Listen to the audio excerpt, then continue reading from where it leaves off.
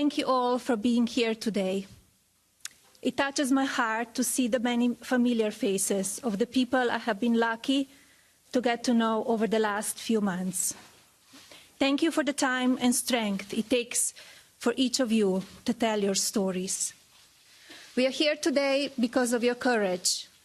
The opioid epidemic has affected more than 2 million Americans nationwide, and sadly, the number continues to rise. We lost more than 175 Americans to overdoses every day, and millions more are struggling with addiction.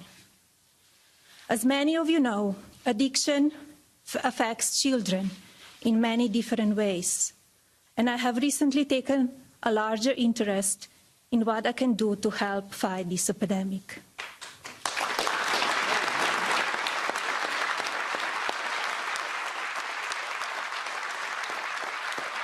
I have been participating in meetings and listening sessions, and I have been visiting with people who have been affected by this disease. I want to take a moment now to tell you what I have learned from the men and women on the front lines of this epidemic. Don Holman talked to me about his son, Garrett, who took medication for ADHD and suffered from depression and anxiety. He explained that social media played a part in his son's erratic moods and behaviors. Garrett started to buy synthetic opioids online and self-medicated for his depression, passing away from an overdose just 8 days before his 21st birthday. Don Holman taught me that the stigma of drug addiction must be normalized, and talking about it is the only way to do that. Coach David McGee talked about his friend who became addicted after his pain medication were prescribed for sports injury. His friend died from an overdose, and through his tragic loss, Coach McGee taught me how important it is to educate kids, athletes, and parents, because his friend was not weak-minded. In fact, like so many of our kids today, he was competitive and strong-willed. Sabra Jean Collar, who is now in her 10th year of recovery, helped me learn that drug addiction is an effective disease, but with the proper support and medical attention, a person can move on to live a healthy and happy life. We are so proud of you for all that you have overcome, Sabra, and pray for you as you continue on this journey. Where are you, Sabra? Hello.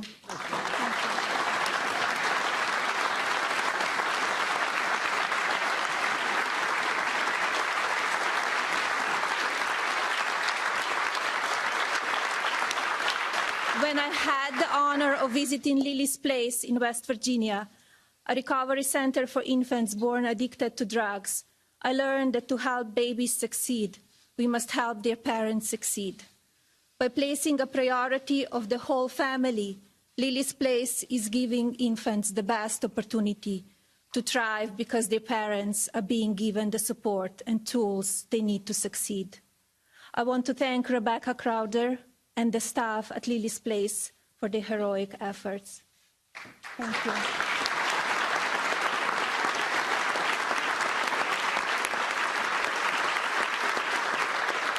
I have learned so much from those brave enough to talk about this epidemic, and I know there are many more stories to tell. But what I found to be the common theme with all of these stories is that this can happen to any of us. Drug addiction can take your friends, neighbors, or your family. No state has been spared, and no demographic has been untouched, which is why my husband and his administration has dedicated itself to combating this health crisis by using every resource available. I'm so proud to support him today as he sees this commitment through. I look forward to continue my work on behalf of children across the country and hope that citizens everywhere will join forces with this administration to help end this health crisis. Thank you very much for being here with us today.